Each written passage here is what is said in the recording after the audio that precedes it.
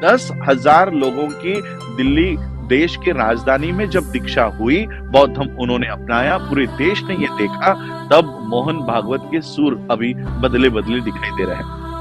मोहन भागवत कहता है जाति प्रथा खत्म होनी चाहिए। मोहन भागवत कहता है कि ब्राह्मणों को अब शेड्यूल कास्ट के लोगों से माफी मांगनी चाहिए। कि विश्व के सभी मेरे साथियों को जय भीम, नमो बुद्धाय। 5 अक्टूबर 2022 को दिल्ली के अंबेडकर भवन में 10,000 से भी ज्यादा लोगों ने हिंदू धर्म का त्याग करके बौद्ध धर्म अपनाया। और जैसे बाबा साहब अंबेडकर जी ने बौद्ध धर्म अपनाने का तरीका सीधा और सरल बताया है, त्रिशरण, पंचशील और 22 प्रतिज्ञा। तो उस कार्यक्रम में भी जिन जिन लोगों ने बौद्ध धर्म अपनाने के लिए आवेदन फॉर्म भरे थे, बुद्धिस्ट सोसाइटी ऑफ इंडिया के लिए रिक्वेस्ट फॉर्म भरे थे, उन सभी को 22 प्रतिज्ञा वहां पर दी गई। 22 प्रतिज्ञा देने के बाद ऑब्वियसली लाइव चल रहे थे, वीडियो रिकॉर्ड हो रहे थे, सभी चैनल्स पे दिखाए, बहुजन चैनल्स पे दिखाए जा रहे थे। इससे व्यथित होकर तिवारी, मनीष तिवारी, ब्राह्मणों ने इसमें कई सारे इसको भारत में मुद्दा बना दिया।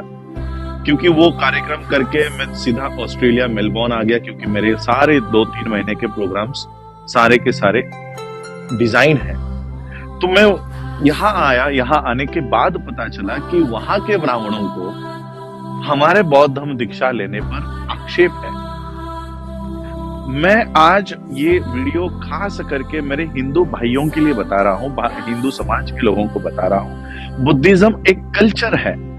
अगर उस बुद्धिज्म में आपको आना है तो आपके प्रीवियस फेथ, आपके पहले के जो आपकी जो आचरण है उसको छोड़कर आपको बौद्ध धर्म में आना पड़ता है। और इसलिए बाबा साहब अंबेडकर जी ने ये बात, 22 प्रतिज्ञाओं की बात सिर्फ भारत में नहीं, वर्ल्ड फेलोशिप ऑफ बुद्धिस्ट के मंच से बाबा साहब अंबेडकर ने ये बात कही है कि only Trisharan and Panchsheel is not enough.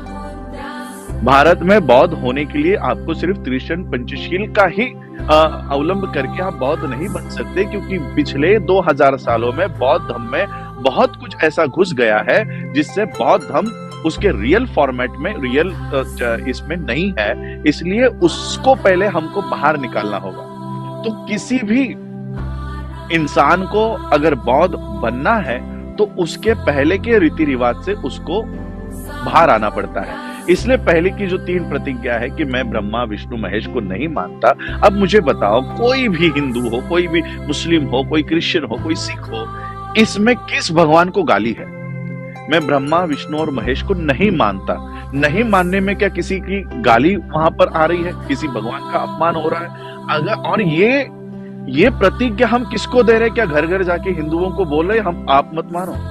Hindu fold में आप लोग भगवानों को मानते हो, आप लोग मानो, लेकिन हिंदू फोल्ड से जो लोग बाहर आना चाहते हैं और बुद्धिज्म में आना चाहते हैं, उनके लिए ये अनिवार्य है कि वो किसी भी भगवान को, क्योंकि बुद्धिज्म में भगवान का कॉन्सेप्ट नहीं है। बुद्धिज्म में ना आत्मा है, ना पुनर्जन्म है, ना परमेश्वर है, ना ईश्वर है, कोई नहीं है। तो अगर आपको बौद्ध होना है तो आपको बाबा साहब ने दिए हुए साइंटिफिक तर्क के आधार पर जो 22 प्रतिज्ञा बाबा साहब का रिसर्च है वो अपना कर ही, वो लेकर ही बौद्ध धर्म में आपको आना है। अब एक तरफ ये कहते हैं कि हिंदू विरोधी है, ये हमारी जो बौद्ध धर्म दीक्षा है ये हिंदू विरोधी है।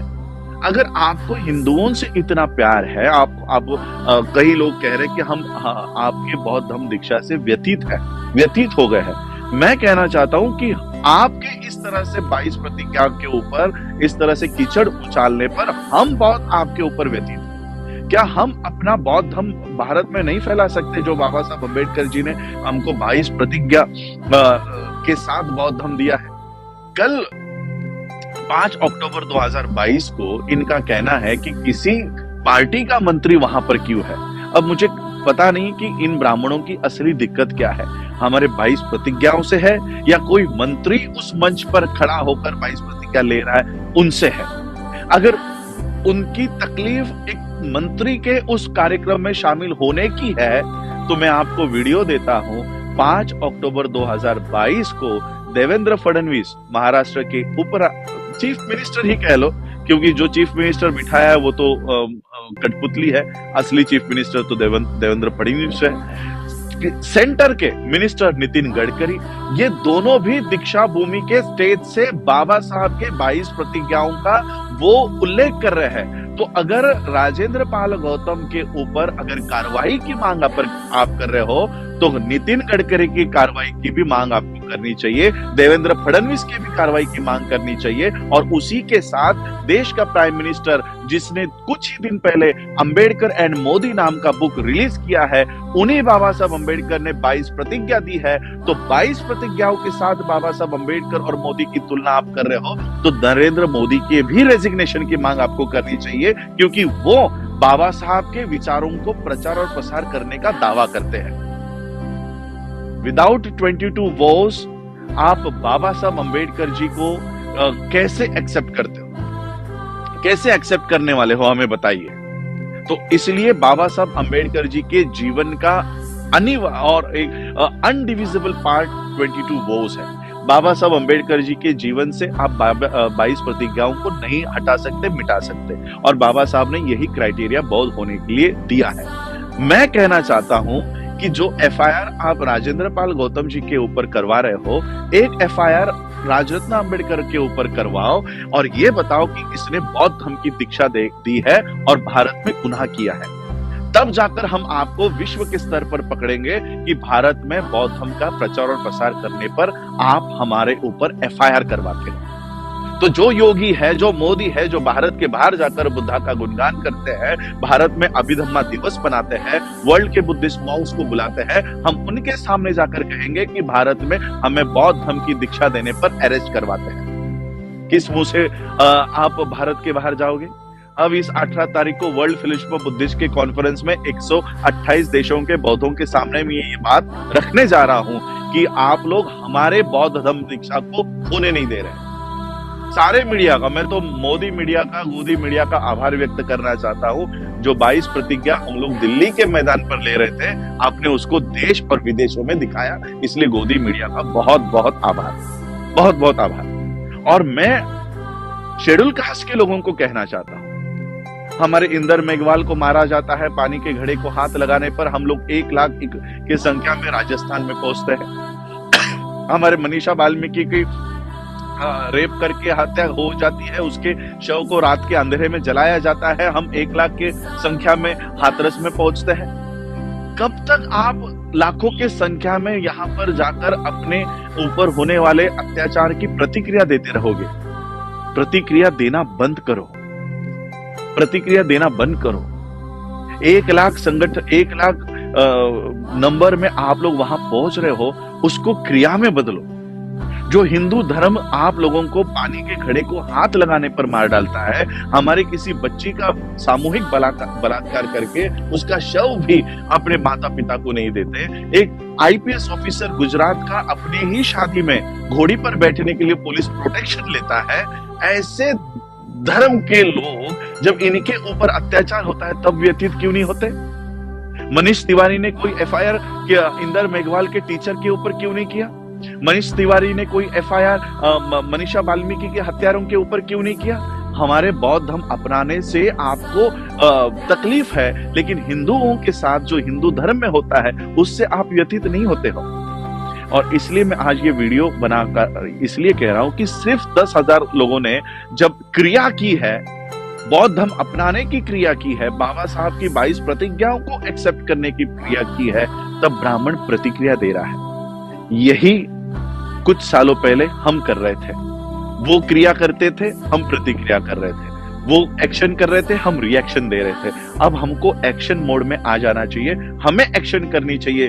10,000 लोगों की दिल्ली देश के राजधानी में जब दीक्षा हुई, बौद्ध धर्म उन्होंने अपनाया, पूरे देश ने ये देखा, तब मोहन भागवत के सुर अभी बदले बदले दिखाई दे रहे हैं। मोहन भागवत कहता है जाति प्रथा खत्म होनी चाहिए।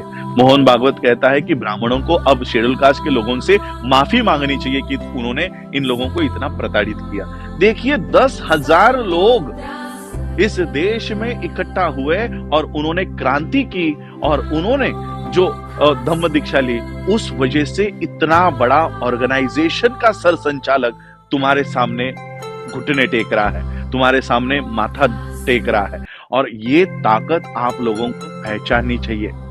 बाबा साहब अम्बेडकर जी के मूवमेंट को इन लोगों ने इतने सालों तक दबाए रखा, इसलिए हमें पता नहीं चला कि बाबा साहब कितनी बड़ी ताकत हमें जाते जाते देकर गए हैं। मैं schedule caste, schedule tribe, OBC के लोगों को यही कहना चाहता हूँ कि अगर आप भारत में अब सुरक्षित रह सकते हो तो बौद्ध धर्म के अलावा आपके पास पर्याय नहीं है, और वो बौद्ध धर्म जो 22 प्रतिज्ञाओं के साथ है। अब ये जो लोग कि इस तरह से बातें कह रहे हैं कि अभी ब्राह्मणों को इनसे माफी मांगनी चाहिए, ब्राह्मणों को अब जाति व्यवस्था खत्म करनी चाहिए, अब हमें समझ जाना चाहिए कि ये हमारे 22 प्रतिज्ञाओं से डरते हैं और बुद्ध के धम्म से डरते हैं। ये इनका पिन पॉइंट है, इसको अगर प्रेस करते हो तो ब्राह्मण मुंह खोलने को रेडी हो गया है और वो आपके सामने नतमस्तक होने को तैयार हो गया है। और इसलिए मैं यही कहना चाहता हूं, जो काम 10,000 लोगों ने दिल्ली में किया है, ये काम लाखों की संख्या में देश के कोने कोने में होना चाहिए और हर स्टेट में। मुझे लगता है आज ही के दिन, आज इंडिया में शायद अर्ली मॉर्निंग होगा, 5 या 6 बजे होंगे, या ऑस्ट्रेलिया में दोपहर के 11-12 बजे है। आज लखनऊ में भी बौद्ध धर्म का दीक्षा का कार्यक्रम होने जा रहा है, जिसमें ओबीसी बड़े पैमाने पर बौद्ध धर्म की दीक्षा ले रहा है और बनते सुमित रतन जी के माध्यम से ये हो रहा है। उस कार्यक्रम में ज्यादा से ज्यादा लोग पहुंचे और बौद्ध धर्म को अपनाए, और वो भी 22 प्रतिज्ञाओं के साथ अपनाए। और इस जो व्यवस्था, जाति व्यवस्था का इतने जो हम लोग अत्याचार सह रहे हैं, इसे कहीं ना कहीं अब खत्म करना होगा, और ये खत्म सिर्फ और सिर्फ बौद्ध धर्म के माध्यम से हो सकता है। और इसलिए मैं आप लोगों को आज ये बताने आया हूं कि हमारे 10,000 लोगों ने अगर ये काम किया है, हम और इसका इफेक्ट जो है बढ़ाएंगे, और पूरे देश भर में भारत में वापस आने के बाद फिर से बौद्ध धर्म के दीक्षा का कार्यक्रम हर एक स्टेट में हम लोग ऑर्गेनाइज करके इसका 2025 का एक 10 करोड़ लोगों के साथ बौद्ध धर्म अपनाकर बौद्ध देशों के साथ मिलकर हम लोग अपनी व्यवस्था खुद बनाने का काम करेंगे। तो मैं आज यही कहने आया था कि मोहन भागवत जैसा आदमी, आज उसके सुर बदले हैं, ये केवल 10,000 लोगों के उस क्रांति की वजह से है। 10,000 लोगों ने ये किया है, अब 10 लाख लोग और 10 करोड़ लोग धीरे धीरे यही काम को दोहराएंगे और अपनी खुद की व्यवस्था खड़ी करेंगे। जय भीम, जय भारत।